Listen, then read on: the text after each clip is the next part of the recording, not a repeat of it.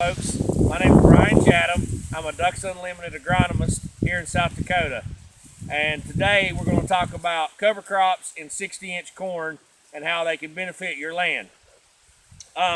We're here in the James River Valley in central South Dakota, and we're on a farm here. We're in 60-inch corn, and we've got integrated cover crops in this corn, and we're going to talk about them, go through some species, talk about the benefits of them. This is a primarily a grain and livestock farm. The landowner has been doing regenerative ag for about 4 years now. I think this is the second year that we've done 60-inch corn and cover crops in this field. So why does Ducks Unlimited care about soil health? So basically, healthy soils, reduced tillage means less runoff. We have healthier wetlands, healthier ecosystems means more ducks. Okay, so a couple of the programs that we have at Ducks Unlimited, we have the soil testing program where we come out and do the Haney test and a PLFA test, which is a phospholipid fatty acid, and that basically tells you the biology. So we use these two tests to determine how healthy our soil is, and we give it a score for the producers. So if they're doing cover crops or livestock, they know what their next step is.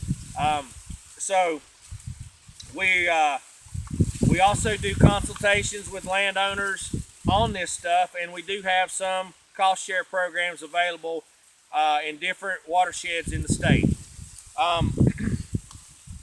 When we can reduce tillage and integrate cover crops, we can reduce chemical inputs, we can reduce fertilizers, and it increases the bottom line for the farmer. So that's why this guy chose to do this. He's livestock. He wanted to utilize most of his land as he could possible, and in reality, it's cheaper to grow your feed than it is to buy it from a co-op or whatever. So all of this 60-inch corn, cover crops, animals is all part of regenerative ag, and that's kind of a big buzzword right now in the ag industry, regenerative agriculture. So basically we're using what nature gives us to utilize the soil better. Here in the prairies, we have some very biologically diverse soil that evolved with buffalo and camels and other things. The ecosystems in the soil has evolved with that. So if you can imagine, after the last ice age, woolly mammoths and these big camels and all the ancient animals that were here on the prairie helped create the ecosystem in the soil, and we'll talk about that in just a few moments. So regenerative ag is incorporating the 5 principles of soil health. The first one is soil armor. In a traditional agriculture system, with tillage or even a no-till with cover crops, you're going to have little to no armor on the soil during the growing season or post-growing season, post-harvest. So why is soil armor important? It's for reduction of erosion, reduction of evaporation. So in the hot summertime, we get some 100-degree days here during pollinating and kernel fill. Well, if we've got moisture in the soil, we can hold moisture, then we have a better yield. We insulate the soil, so in the spring we get a more even keel of soil temperature. We reduce compaction from rainfall, and believe it or not, our soil is highly compacted with heavy rainfalls. We get weed growth suppression if we time everything right, and we get habitat for all the good biological stuff that breaks down this residue. The second principle is reduce tillage, biological disturbances. anytime you drop a piece of steel in the ground, you're losing up to 70% of your beneficial insects.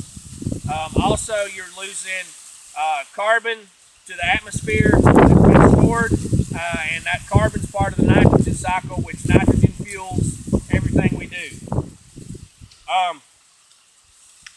With reduced tillage, we also have less chemical disturbance that we need, and also physical disturbance. So if you build a house and you have a bulldozer your house every time you get it built, pretty soon you're not going to live there anymore. And the same thing is with the biological stuff in the soil. The third thing is maintain plant diversity. In this 60-inch corn plot, we have roughly 14 different species of planted plants that we are utilizing to maintain the biological diversity, and I'll talk a little more about that later. We maintain a live root. As you can see, the corn it's peaked, so it's pretty much dead. But we have all this green stuff that's still growing, and most of it will continue growing throughout the winter, even here in South Dakota. And then the fifth and final part of regenerative ag is integrating livestock into our system. Now, I will stop and say there's no reason for any corn grower to do 60-inch corn unless you have livestock, unless you're going to graze it yourself or your neighbor's going to pay you to graze it because of that. But having animals on this land grazing it adds to the carbon cycle. It also adds to the soil biologic, which builds nitrogen, builds organic matter, and it makes the soil healthier. Okay, here we go. So let's talk about the 60-inch corn. So in this plot, like I said before, the landowner would not have went and done 60-inch corn unless he planned on grazing this. So right now, as it stands, this corn will be harvested roughly the first week of October, and then about the 10th of October, the livestock will be turned loose into grazing this. Okay, so you'll have the corn fodder, the corn stalks, but you also have substantial grazing in between the rows. So what we've done here is in 60-inch corn, you're planting the same amount of plants per acre.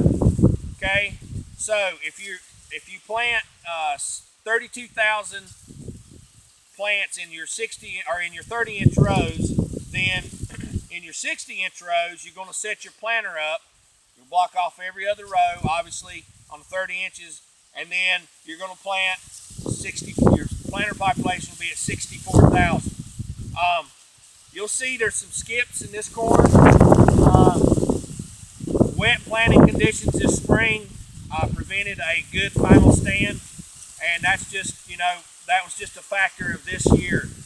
We've had a substantial amount of rainfall in 2019 and early 2020 here in central South Dakota, especially in the James River Valley, and so we struggled with getting in the field at the proper time. So the 60-inch corn, by doing this, you're increasing the exposure to sunlight that these leaves can get, okay? And we all know through growing corn, usually our end rows, the yield is better than our middle rows in the middle of the field. And so those first 2 to 3 rows, the yield's always higher, and the reason is they're getting more access to sunlight, okay? So with this theory, we're creating more sunlight for this, more area for this plant to take up photosynthesis and take up nutrients, and which creates healthier plants and ideally realistic yields that should be equal to our other stuff, our other 30-inch corn. Yield is obviously a driving factor. Some situations where we've done 60-inch corn, we've saw no yield loss. That's not every case. You know, sometimes it's 5 to 10% loss, and sometimes you can see a 3 to 5% increase, just depending on your soil and your management practice and the cover crop that you're using in between. So 60-inch corn, obviously we were talking about with the 5 principles of soil health. We're increasing soil health with this. We're creating a grazing opportunity for the fall. Now, the cover crops were seeded in this corn when it was in V5 stage, so roughly 5 leaves when it was about knee high, and it was interseeded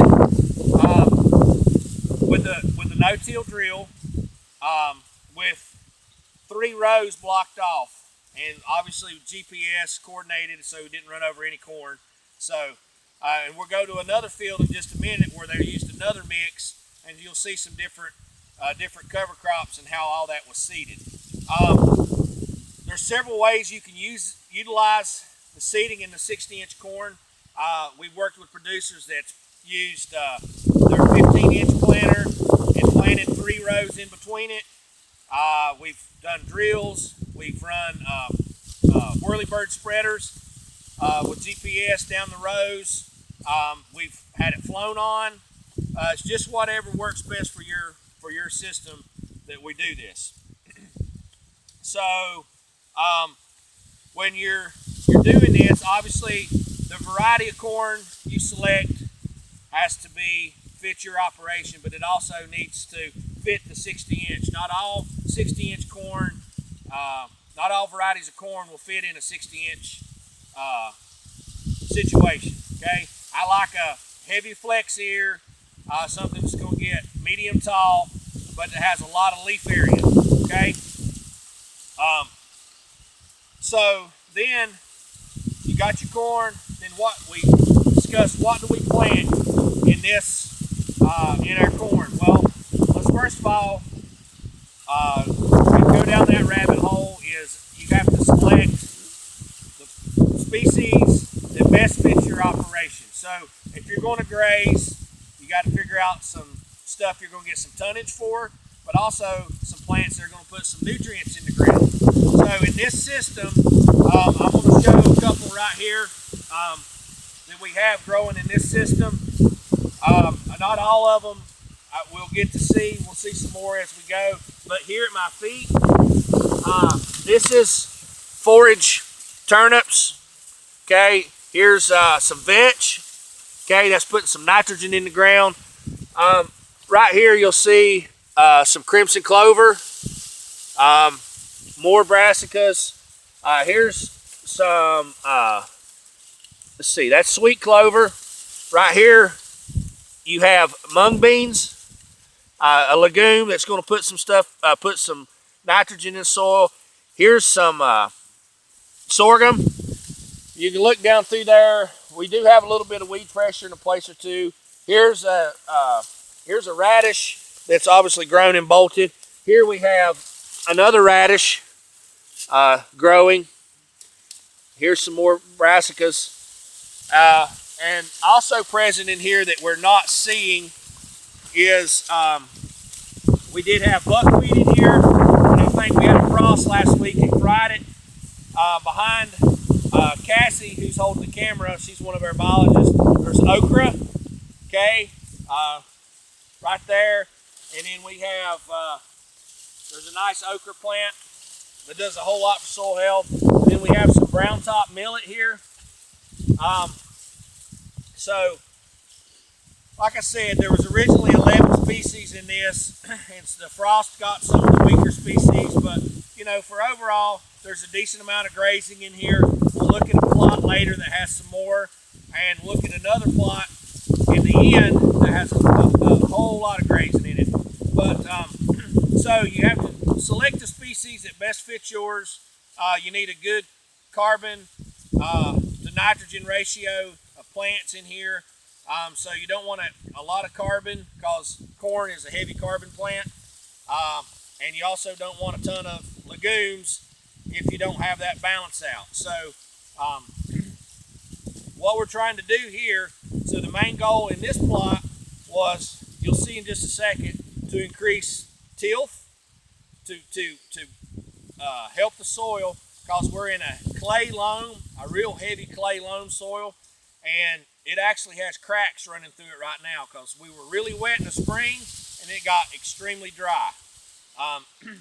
But what we're trying to do is hold moisture, increase tilth, and improve nutrition, plus offer some grazing, supplemental grazing.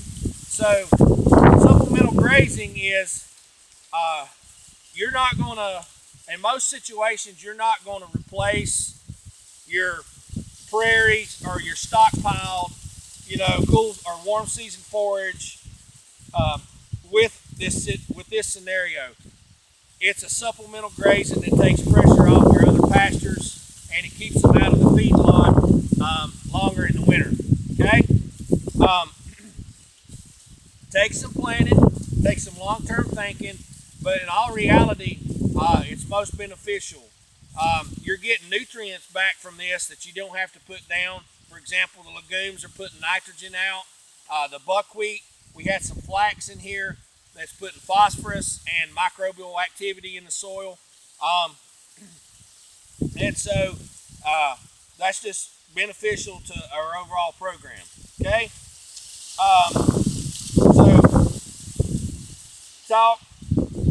So with the right cover crop mix in your program with planting, probably not the first year, but down the road, possibly the second year and from there on out, you can be a one-pass herbicide system. So you can have your burn down in the spring and possibly not have to come back in with any more herbicides to control unwanted weeds. Okay? So I'm going to take a spadeful here. Cassie's going to walk up. I'm going to take a spadeful of soil, and we're going to look at some of the properties of it and talk about a little bit about it and how it affects our yields and things here. Okay?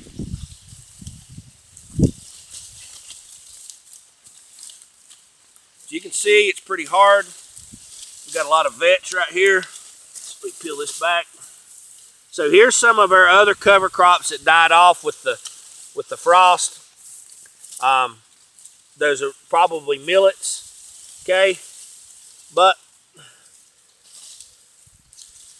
so the first thing I notice in this soil, all these little earthworm holes. That's good. Okay. All right, you can see these roots here, these white roots that are channelizing, and we're looking for earthworms right now, but you can see that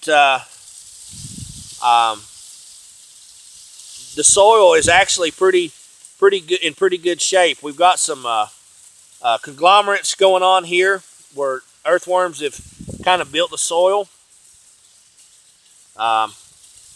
It's not as platy as it was. This soil is real platy to begin with, and so this is, okay, here's the top. This field has been no-till for about 8 years, but it's only been in cover crop for 2.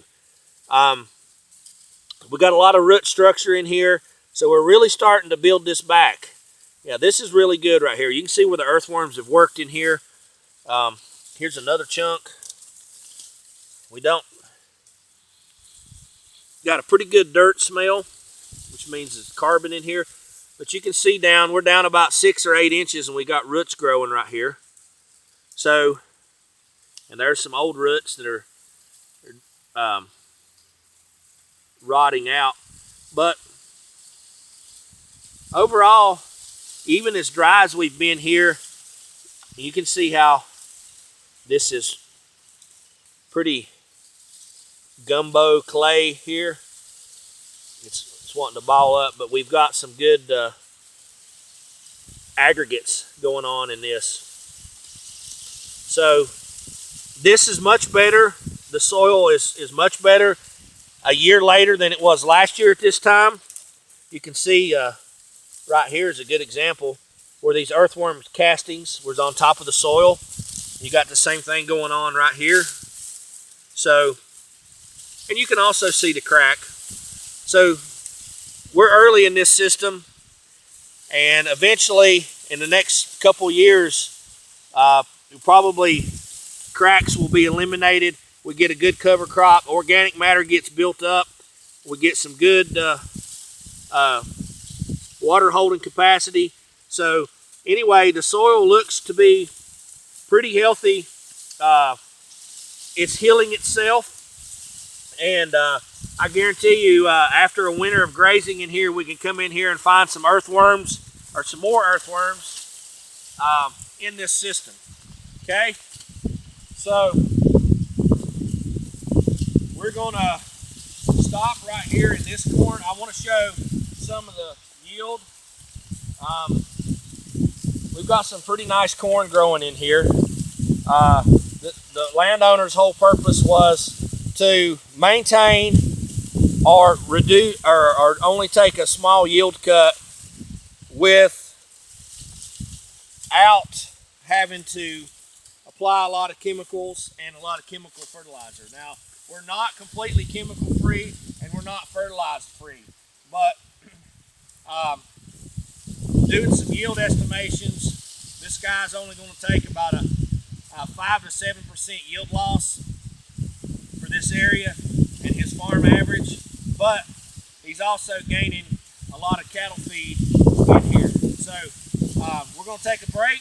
We're going to run up to another field and look at it and talk some more about soil biology and more cover crops.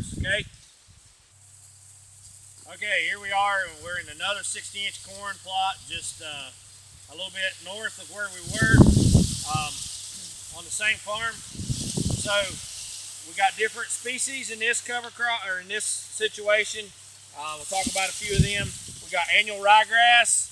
We got several brassicas, soybeans, flax, crimson clover, buckwheat. We got pearl millet and brown top millet. And sweet clover. So the reason this is obviously offers more tonnage per acre in this field for grazing with the annual ryegrass and the brassicas, and we are up a little higher and kind of on a plateau here, so it wasn't as wet when these were interseeded, and they were interseeded at the same time the other ones were with the same interseeder. Just a different mix. So this guy will graze this, plant oats this coming year, harvest those for grain, and then plant a full season cover, and then back into 60-inch corn. Okay, so our different cover crops provide different things. We talked about the buckwheat and flax bringing phosphorus and mycorrhizal, helping with that.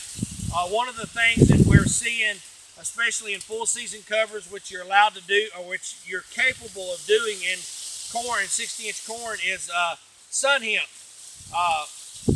Sun hemp is a legume, and it's been shown to produce up to 170 pounds of nitrogen per acre in a situation such as this. Another one is cowpeas, and often guys will plant red ripper or iron and clay cowpeas in their cover crops, and they can put up to 110 pounds of nitrogen per acre. That's quite a bit of savings for the next crop. Also would feed this year's corn crop if interseeded at the correct time. So a lot of times, especially in central South Dakota or wherever, you have compaction, and we do have some compaction in areas in this field. You want to plant plants that assist with alleviating compaction. Obviously, the big one that people often hear about is the brassicas, turnips, and radishes. But one of the really good ones that's often overlooked is annual ryegrass, which we have here. It's a triploid, meaning it does not reproduce, it doesn't go to seed and cause you problems down the road, and it winter kills with a hard freeze. So we've actually seen where the annual ryegrass can put roots down 15 to 20 feet and break up compaction. And they have a lot of PSI, pounds per square inch of compaction busting capability. Another really good one is sunflowers that guys have used in their cover crop mixes. And sunflowers have a big root that's kind of like pile drives itself down into the soil. It can go up to 20 feet searching for moisture and nitrogen, and on its way it breaks up a lot of that compaction issues. With your brassicas, with a lot of brassicas in your mix, you can see here we got some really nice brassicas going on, and that's the turnips, radishes, kales, things like lettuces, cabbages, forage cabbage. They're produce a lot of tonnage per acre for really cheap. I mean really cheap. Plus they do a whole lot for biologicals and weed suppression. You can see these things umbrella out really good, and so they offer a lot of weed suppression. So there's that. So these were interseeded this spring when this corn was about knee high at V5 stage, and it was wet, but we had a better stand here with this one, and we got it, and so we have better results with our tonnage and our stuff here. You can see our millets grew out well. Yeah, we do have some weeds, but not as much as on the other situation. Allowing us in the 60-inch corn allows you to build your soil back up by using full season covers. And so we can use a longer season things like sun hemp and sunflowers, dwarf sunflowers.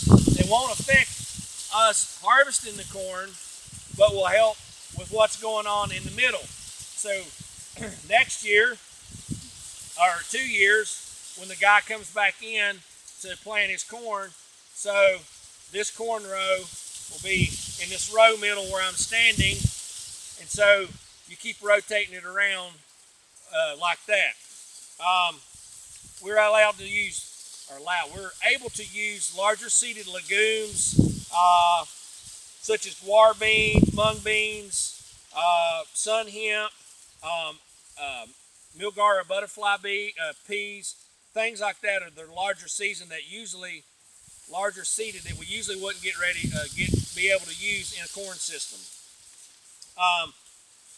Then we're allowed to use high carbon producing plants in diverse mixtures.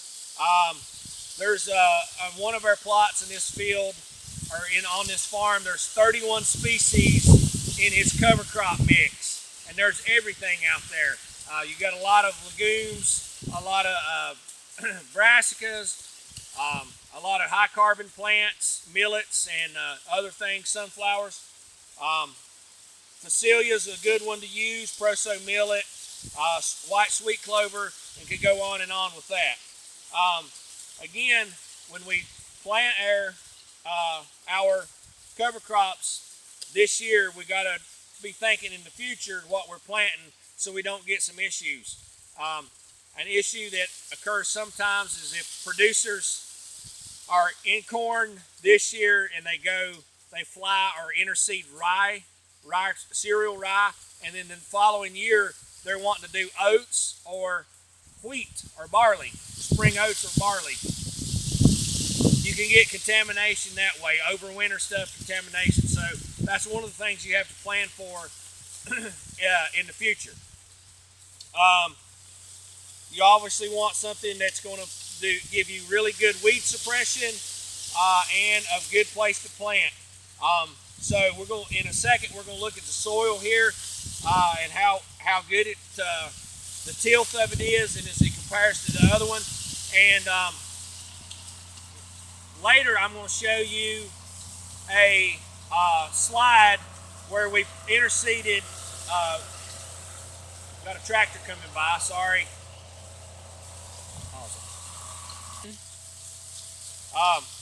So you'll see a slide where the producer on this farm interseeded group 5 and 7 soybeans to graze off and to build nitrogen back into his corn on corn system. Okay, so he'll harvest the crop, his corn crop, and he graze. And I'll show you a slide of that right now or later in the presentation. So this is obviously different than just grazing corn stalks, because if this were on a 30-inch system with no cover crops and you were grazing corn stalks, the cattle have a tendency to congregate and have loafing areas in multiple spots in the field, where especially if you have down corn or where their fodder is thicker.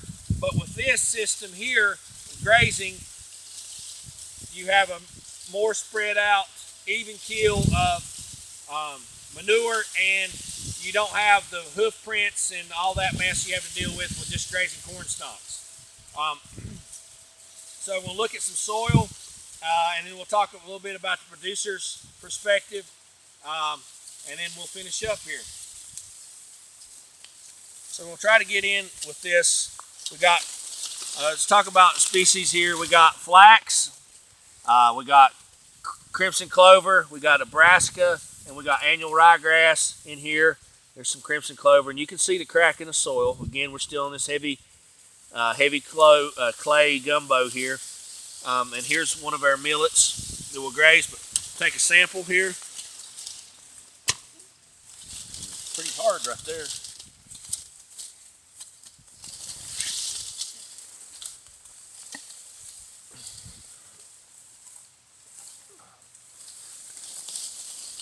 So we'll see the difference up here. This is the first year that this was 60-inch corn. We do have some earthworm holes, but you can see how blocky this is, platy. I mean, this is one solid block. We do have some earthworm stuff going on right here on top. And we do have some roots in this system down in here. So this is a year behind the other one. And we do have some existing roots from last year. Some earthworm stuff down in here. You can see an earthworm balled up. And here's an earthworm there. Don't have a real strong dirt smell. So again, it's not too long ago that this was disked. But this field is, he's on the right track. Got some worms going on here. So definitely got some good stuff going on. You can see a heavy cover crop. The earthworms, we are lacking a little bit of moisture, and that's why some of these earthworms are dormant. But I'd say next year this time with the oats have came off, full season covers, we'll see a whole lot different soil biology. So just a little bit of kind of trivia, if you will. So a handful of soil has more living organisms in it than there are people on the face of the planet. Healthy soil. The prairie soils are extremely biodiverse, and so my good friend Ray Archuleta taught me a term several years ago about biomimicry. This is kind of cool here. You see this root? This is legume nodules on it. So this is probably from the crimson clover. It's nodulated out, so that's nitrogen in the soil. So kind of cool thing there. But biomimicry is we're trying to mimic what nature's doing. And so the more species we have in a cover crop mix, the better off we are. So in prairie soils, we have a lot of, if you go out into a native prairie and you were to drop a 3 foot by 3 foot square, you can have hundreds of species of plants growing in that, and all those plants are talking to one another. The same thing in a cropping system, especially with good mixture of cover crops. Each one of these plants is talking to one another, and they're giving them sugars and fungi and bacteria that benefit them. So that's why we're trying to do as many species as we feasibly can. Um, and so that actually, the more species we do, it can get expensive, but it also, you can actually come out ahead and you're putting down less fertilizer and less chemicals, okay? And again, I'll reiterate, if you're using cattle, you can't buy feed as cheap as you can grow feed, okay? So, as you can see here, we got some really nice ears. Obviously, we got a good, nice picket fence population down through here. It's a really nice field. This field's going to actually yield more than its traditional fields do. So that leads us into the producer perspective. Talking with this landowner, he said this whole regenerative 60-inch corn deal is a learning curve.